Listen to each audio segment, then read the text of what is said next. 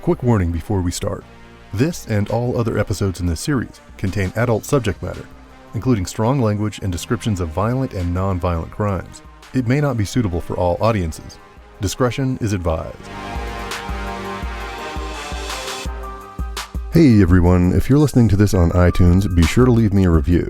If listening on other platforms, click those 5 stars or whatever great rating exemplifies the work I'm doing to bring you this complex and fascinating story. Your review and rating will help bring the show higher on the list of these platforms and help get the story out to where it can do the most good.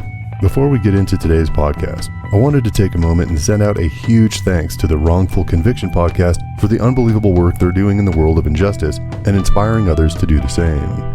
Some true crime podcasts that you'll listen to, like MyFavMurder and the Darkpoutinepod podcast, these are great shows about historical crimes that kind of exist within their respective genres. And I have nothing bad to say about these shows. They're great, they're fun, they're entertaining, and they're certainly shows that you're going to want to listen to. My list of shows, though, that break the mold from entertainment and swing into volunteerism and activism are shows like Wrongful Conviction, of course, with Jason Flom, and Crime Story with Kary Antholis. These are shows that have a specific mission to effect change, which, if you know anything at all about the mission of Legally Insane Films, is right at the heart of why we release films and podcasts as well. I'll put all of these Twitter handles in the show notes. Find them and go listen to their shows. All highly recommended. I'm taking this moment to point these out because I was recently at the point of pausing production on this podcast. Just like a lot of other platforms, the COVID situation has taken its toll on this show. I've lost supporters, I've lost funding, I've even lost an assistant. As a result of these 3 things, I've had to move studios, which further delayed an already growing backlog of work I was hoping to have released by now, and several other things that just created hiccups in the show. But then I got a message from the team at Wrongful Conviction on my Instagram account. I'll spare the details other than to say that I owe them a great deal of thanks because they never fail to put things in perspective for me. Their stories center on people whose lives have truly been destroyed, and they're working to make things better for them. And when I apply that logic to my predicament, it so pales in comparison. So I've had to move offices and take on other funding opportunities. So what? These people that they're advocating for have been targeted and harassed and had their freedom taken from them, often for decades at a time. So while I toil over whether or not I'm getting enough sleep under the workload, their subjects are watching their families and careers be taken from them, not to mention the actual victims of the crimes for which they were falsely accused. So thank you. Thank you, Wrongful Conviction, for taking the time to reach out. It reminds me why I grind this stuff out and why I and so many others owe you a deep measure of gratitude for keeping the perspective. Okay, a quick FYI. This will be the last full episode before truncating the normal episodes and offering exclusive access to our patrons. Thanks, by the way, to those who've already become patrons. You can go to patreon.com/legallyinsanefilms to get all the full episodes from now on. For those who want to keep following, again, that address is patreon.com/legallyinsanefilms. Go there and set up a donation account for the full episodes from here forward. Why would I do this, you might ask? Well, I have a film to release after all, and if I give away all the details of that film on this podcast, well, there'd really be no reason to watch the film then, would there? Also, I've offered everyone everything I said I would offer, and now it's time to reward those more loyal listeners who've already donated for the exclusive content. And since I've already gotten everybody off to a pretty great start with this story, it's time to really get our feet wet.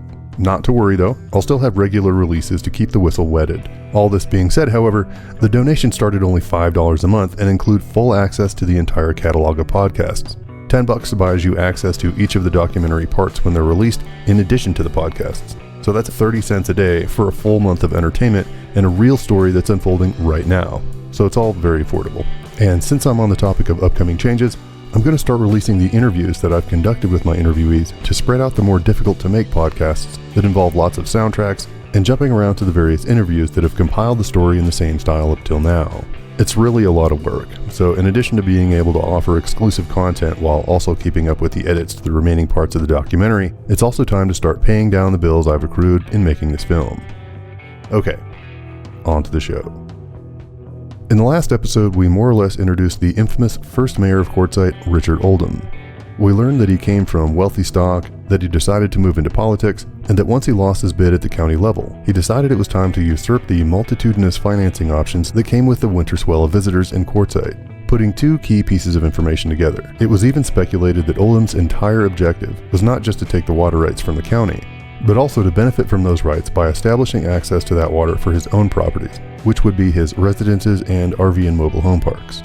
In this episode, however, we'll find out that long before he incorporated the town, a beef was brewing that would throw a wrench in his plans. That beef turned into a percolating beef stew that would not only boil over, it would become so momentous that it engulfed the town in a divisive brand of politics that ultimately split the residents into two sides. It's for that reason that I'm calling this episode The Chasm.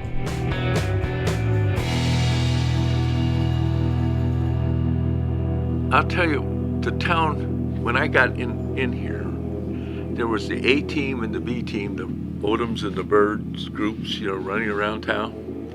And they each had it was like a power struggle. It wasn't about money, or maybe it was who could get their hands on the money, being in power or wasn't in power. But it was always a struggle between the A team and the B team being in charge. Because so many stories overlap, it's been difficult to tackle the problem of not overwhelming my listeners with details that might otherwise seem unrelated. For that reason, I'll be going back over the same information, but from different people, or from the same people, but from different quotes in their interviews. And this probably won't be the last time that I parse the information in this way as the episodes continue on. Taken in their totality, I'm hopeful that in the end, I'll be able to have explained this story with the right balance of completeness and succinctitude. Here's the current mayor and Dennis Wagner to start us off. When this town was incorporated 28 years ago, roughly. It started long before I was covering this back, I believe it was the 1990s when the town incorporated. The original mayor, the original incorporator was Richard Oldham. He was the mayor that they supposedly killed. The other mayor, I believe, is deceased, the one that was supposedly killed him. The first mayor got murdered, and the second mayor, I believe, was accused of the murder. And this was just for a journalist to walk into a situation, I didn't even know about this stuff.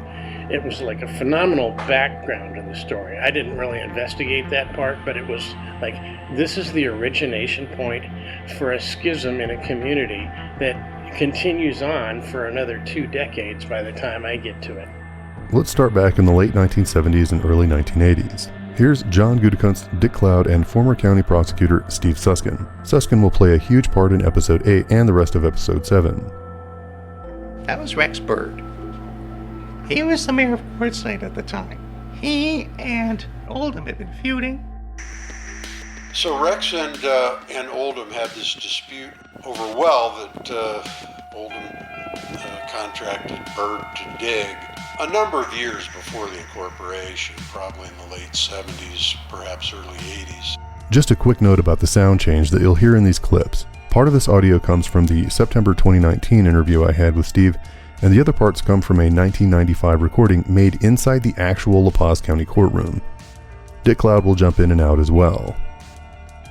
It kind of all started when Richard wanted him to drill a couple of deep wells on his property.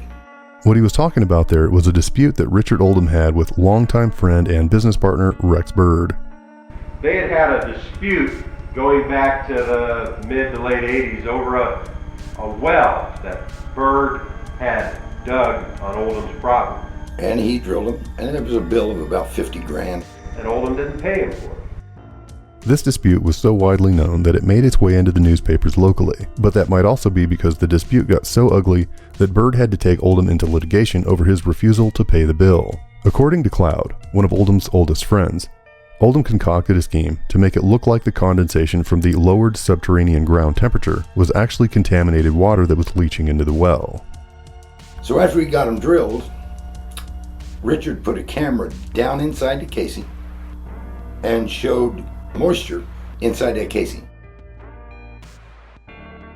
Oldham didn't like the quality of the work. He had his attorneys write Rex and tell him that they was losing upper water into the lower aquifer and contaminating the well, and he wasn't going to pay for it. There was a dispute. When actually it was condensation in the pipe. There was a lawsuit. Oldham won the lawsuit. Oldham's alleged scheme paid off. He was able to convince a 1987 court to not only grant him what's known as opus libri, or essentially free work, but also have the court order Bird to pay damages to the tune of $50,000 on top of that. In fact, in the March 17, 1994 edition of the Arizona Daily Star, the article from 1B put it quite plainly, stating, quote, Bird claimed that Oldham owed him $38,000 for drilling work he'd done on Oldham's property. Things apparently turned ugly when Bird lost his lawsuit and had to pay $50,000 to fix the well, end quote. This was according to Glenn Gimbett, Oldham's attorney in the case. Quoting Gimbett directly, the article said, quote, I got the sense from Rex Bird that from that day forward, he would not rest until he got even with Richard or me, end quote. It seems curious that Gimbett would say something like that, which would knowingly prejudice a small community against Bird in a case that I'll detail later. But there were other questionable facts that will arise about the link between Gimbett and Oldham. The article went on to say that Gimbett, who was also Quartzsite's town attorney between 1989 and 1991, said that the feud had split the town. And that sentiment was echoed through probably a dozen interviews that I've had with some of the older residents who were around during that time. Gimbett continues, quote, There's a faction here that are loyal to Rex Bird, who believe that Richard Oldham is evil incarnate. And there's a Richard Oldham faction that believes that Rex Bird is evil incarnate.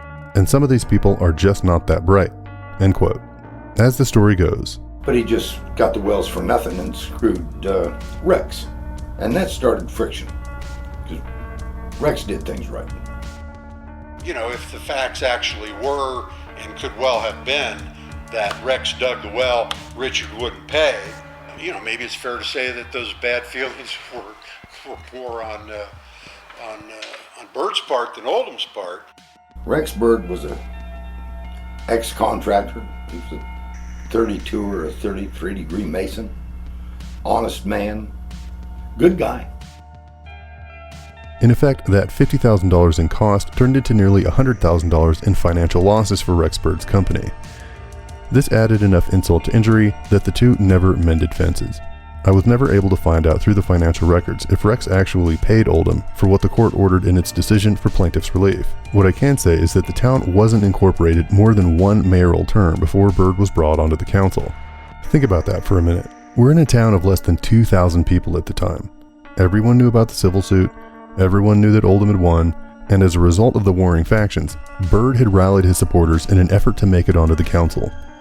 Essentially, it seems apparent that what Bird wasn't able to achieve in court, he'd try and achieve on the town council. And with that, this dangerous game of personal feuding had spilled right over into politics. The council's originating members, per the September 12, 1989 meeting minutes, were Vice Mayor Zach Carnes and council members Henry Ayers, Charles Chuck Busby, Bob Cappy, Gary Fraser, and Ruth Rutten. It also listed Glenn Gimbett as the town's attorney, making it a bit of a question as to whether or not Gimbett represented Oldham on the town's dime. But there were no financial records kept by the town to reflect that, and Oldham refused to answer any questions that dipped into the town's political past. Within 6 months, Bird's name is entered onto the first of the elected council members of Town Hall, replacing, by recall or rescission, the seats of the town's preliminary appointed council members. And this brings us up to the 1990s. How did this all end? Just like every other political sandstorm that kicked up in the dusty southwestern corner of Arizona's boundless deserts. Very, very badly. From just the early years of contention under the town's brand new banner of incorporation, erupted a veritable flurry of newspaper articles and local radio chatter discussing its rocky start. The first mayor got murdered, and the second mayor, I believe, was accused of the murder. Dennis was almost right in his memory of what happened in the early days of the town's council history, but he got the basic gist of the level and scope of the conflict that exists there regardless. Here's John Gutekunst, Rain Goldenbear, and Chief Will Ponce to move us from the council conflict to the court chaos. Before my time, there was a mayor and there was an opponent, obviously running for the same office. It's a very complicated, weird story, and someone did end up going to jail. Defendant, Bird, is the mayor of Quartzsite. Richard was the first mayor of the city, and one of his best buddies, who was, I think, the assistant mayor or something like that, started the corruption and run against him. So the opponent looks like he's probably going to win the election. They had created enough discourse against Richard to get him out of office. That other voice that you hear in there was a man named Rocky Birch. He was the airport maintenance technician that looked after Richard Oldham's planes and West Quartzsite landing strip. If you can't tell right from the beginning, he's a staunch defender of Oldham. He speaks unflinchingly about Oldham's innocence, but we'll talk more about where he gets his facts later on.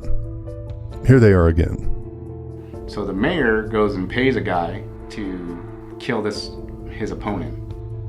And within 6 weeks of getting Richard out of office, the new mayor put out a contract on Richard and tried to have him killed.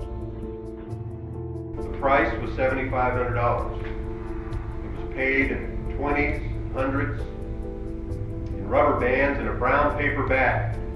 So it's a murder for hire kind of situation. His agreement was with the middleman, co-conspirator, Baker. Richard thinks everybody's after him. And he's probably got the right to think that.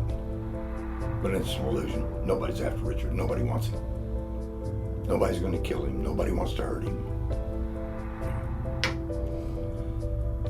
The intended victim was someone they both hated. The ex-mayor of Quartzsite, Richard Oldham.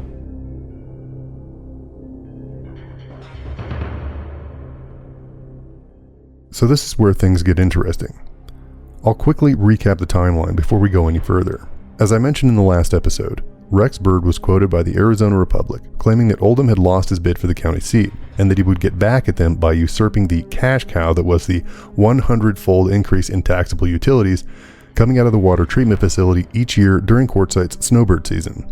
In the September 15th, 1988 edition of the Arizona Republic, Oldham had actually won the primary in a three-way race on the Republican ticket for county supervisor in District 3. However, he would go on to lose in the December elections. In an interesting, if ironic, turn of events, Steve Suskin was also elected as county attorney during that same race. He was 34 at the time. On September 3rd, 1989, Richard more or less announced himself as the mayor and appointed council members that were mostly aligned with his plight. In town minutes as early as the spring of the following year, Rex and a number of his own sympathizers were already hard at work outvoting and keeping Oldham in check from what they saw was his move to take possession of the town's water rights. This was not a misunderstood concept as one reads through those early town meeting minutes. They knew what Oldham was up to, and they were not going to let him succeed. This continued for 2 more years, injecting contention and drama into even the earliest of the town's business, and Glenn Gibbet was fully aware of that dynamic. In what the newspapers call a bitter 1993 recall election, Byrd had gathered enough of his own supporters to oust Oldham from office and implant himself as the town's second mayor, or technically the 4th position as mayor, since Oldham claims to have held the town's 1st, 2nd, and 3rd positions as mayor. That concept, at least for half the town at the time, was the good news. Or at least it was good in light of the very bad news that this foretold in the years to come. But more on that later. For now, just remember that for the Byrd supporters in town, their opinion was that they absolutely had to get rid of Oldham because he posed an imminent threat to the safety of the town's monetary and watery coffers. Back to my interviewees discussing what happened next. Rex Byrd was arrested, and the charge, I believe, was conspiracy to commit murder. It was the only time in La Paz County that a group of protesters came and actually picketed outside on the sidewalk out by the courthouse. And we had it, the front of the courtroom cordoned off. It was kind of like a circus out there, you know, with the news people and everything. The courtroom was packed. And this thing went to trial, and it drew international news. We had correspondents from Great Britain there. I can remember. I covered the whole trial. We had, oh my gosh, Current Affair and 2 or 3 other news people there vying for a time in the courtroom. The courtroom then was not very big. It was pretty small, so we were going to have a drawing to see who got in to record the preliminary hearing. Rex Byrd and Richard Oldham had some kind of a dispute over a well. Do you guys remember what happened with the start of that? Unfortunately, I know the legal part. Was the justice of the peace when that happened, and I wasn't on duty, so this, of course, is over, so I could talk about it and everything. When that happened, was on a weekend. Just the preliminary hearing was to be held in the old courthouse, which is right down the street here. And the preliminary hearing basically is a hearing to determine probable cause, and if probable cause is found, they're held to answer in Superior Court. They convened a grand jury and took it up to Parker because, you know, there was a lot of concern for safety holding out here in town because there were definitely two fractions here and something could have happened. Of course, we had lots of police because for safety's sake, they convened a grand jury and faxed down a supervening indictment, and then they all went to Parker, which was a relief for me. And the way it kind of panned out, Robert Bacon allegedly got with Rex Bird, and the two of them conspired to murder Richard Oldham. There was talk that Bird tried to hire a hitman in effect to kill Oldham. This is given to the TPS. They played out the scenario.